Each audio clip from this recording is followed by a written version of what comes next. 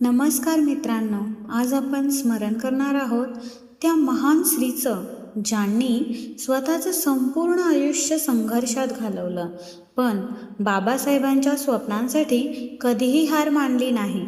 त्या म्हणजे माता रमाई आंबेडकर. माता रमाई यांचा जन्म 7 फेब्रुवारी 1898 रोजी झाला. लहान वयातच त्यांचे आई वडील गेले, त्यामुळे त्यांचं बालपण खूप कठीण परिस्थितीत गेलं. सन 1906 मध्ये त्यांचा विवाह डॉक्टर बाबासाहेब आंबेडकर यांच्याशी झाला. त्या काळी घरची आर्थिक परिस्थिती अत्यंत हलाखीची होती. अनेक वेळा उपाशी राहूनही त्यांनी बाबासाहेबांना शिक्षणासाठी प्रोत्साहन दिलं.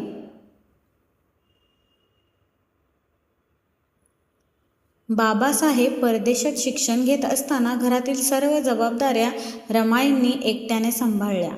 त्यांनी स्वतः दुःख सहन केलं, पण बाबासाहेबांच्या स्वप्नांना कधीही तडा जाऊ दिला नाही.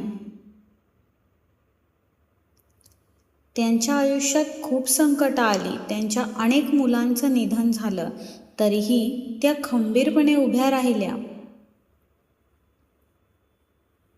27 मे 1935 रोजी माता रमाई यांनी अखेरचा श्वास घेतला. त्यांच्या निधनाने बाबासाहेब पूर्णपणे हादरले होते.